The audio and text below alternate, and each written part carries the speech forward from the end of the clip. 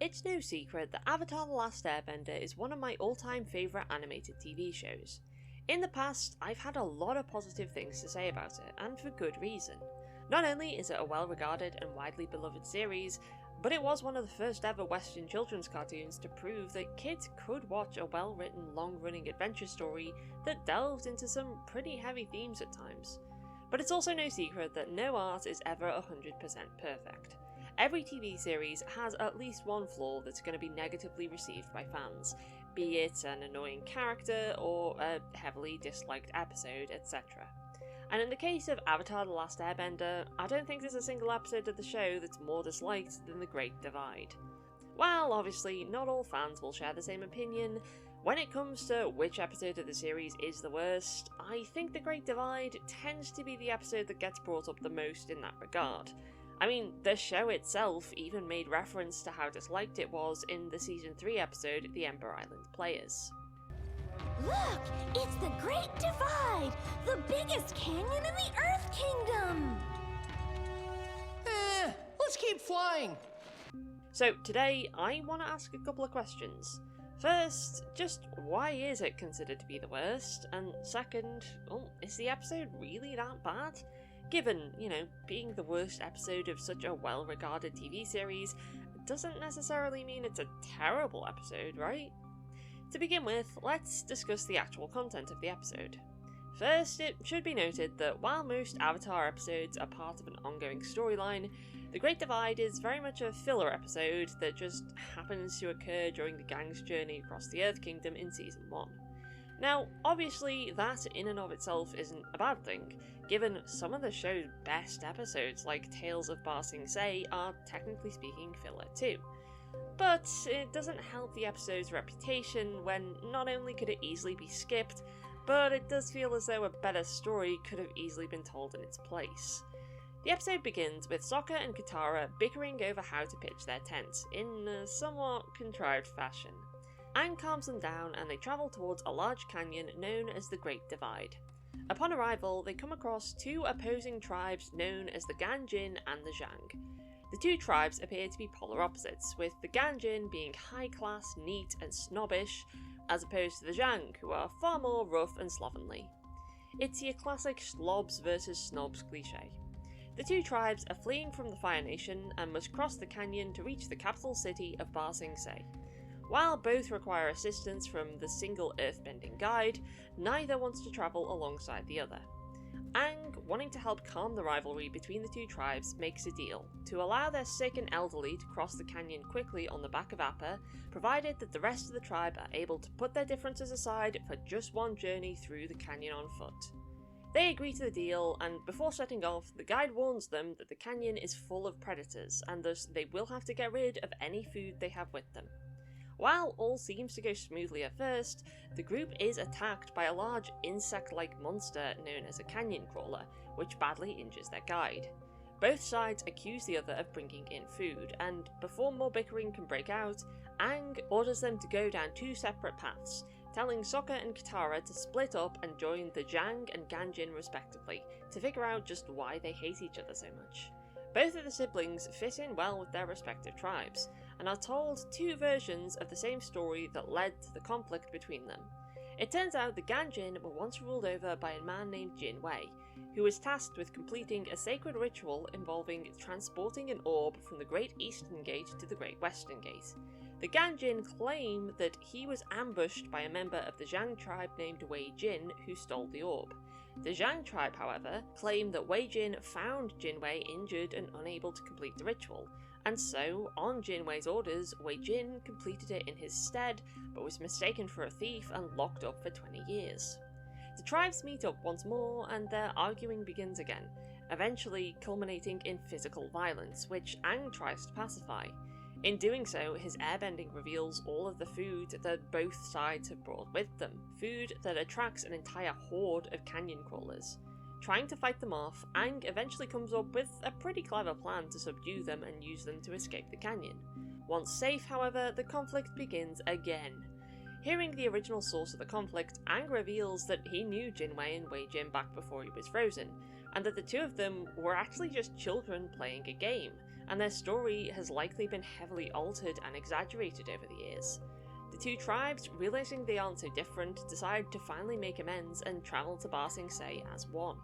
Once they leave, Aang then reveals that he actually just made up his side of the story in order to put things right. So, what's the issue here then?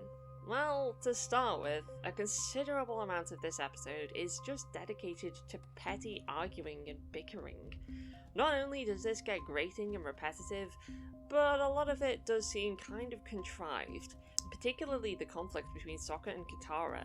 It genuinely feels like everyone in this episode has been bitten by the grouchiness bug. Like, when Sokka and Katara hear the different stories, both of them are willing to immediately accept their sides as truth and fact, and neither are willing to acknowledge that, hey, maybe this story we just heard isn't as clear-cut as it seems, and there might be some bias from these tribes that we just met.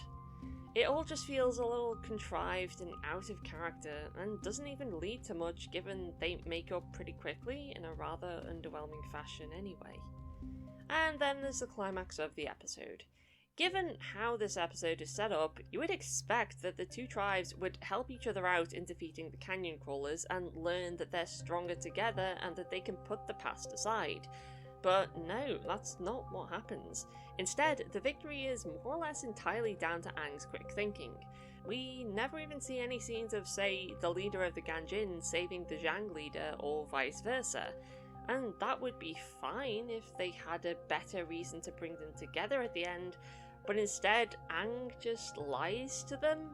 I mean, the idea that the legend of Jinwei and Wei Jin was a massively over-exaggerated story about two kids wasn't a bad idea, but instead the reveal that Aang just lied to them about their own tribe's history to manipulate them into joining together again feels very underwhelming and dissatisfying.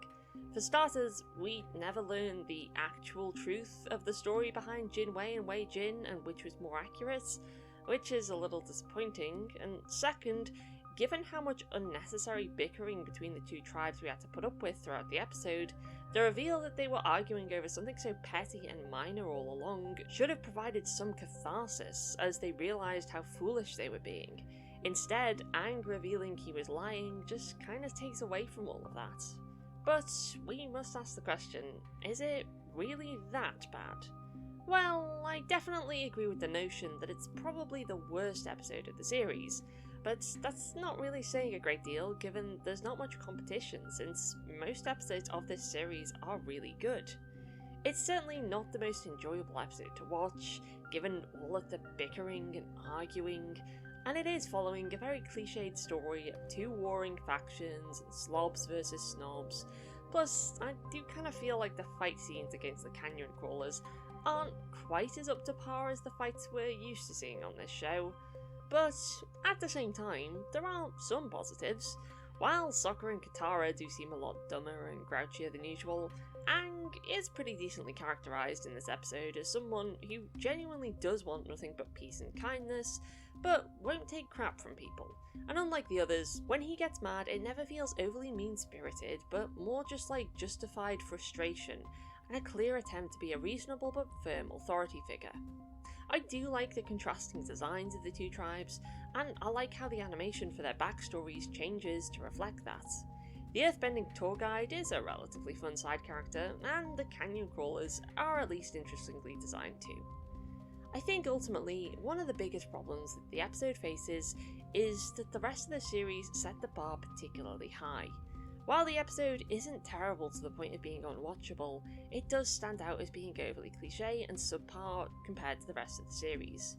I guess it's a testament to just how well regarded this show is, that the bar has been set so high that an episode like this is considered very much the black sheep of the series when, well, it's not awful. As I've said, pretty much every TV series that's ever existed will have at least one dud episode, and yeah, this is hardly the worst there's ever been. Not only is it just mediocre at worst, but like I said, it's a purely filler episode that can easily be skipped, and it does seem as though the crew behind the series do know they screwed up. At the end of the day, no series is perfect. No matter how many good ideas a creator can come up with, there's always going to be at least one that falls flat, and that's okay. If there is a real good lesson to take from this, rather than it's okay to lie to solve your problems, it's that every writer and creator will at some point make mistakes, and it's kind of important to do so that they'll know better for next time. What's always important is treating them like a learning opportunity. So long as we can learn when things go wrong, that can teach us how to put them right.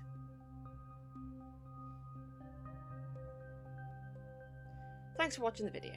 As I say, I really do love this series even if I don't love this episode, and that's okay. You don't have to love every single part of a show that you like, while at the same time a minor flaw is not enough to spoil the entire series.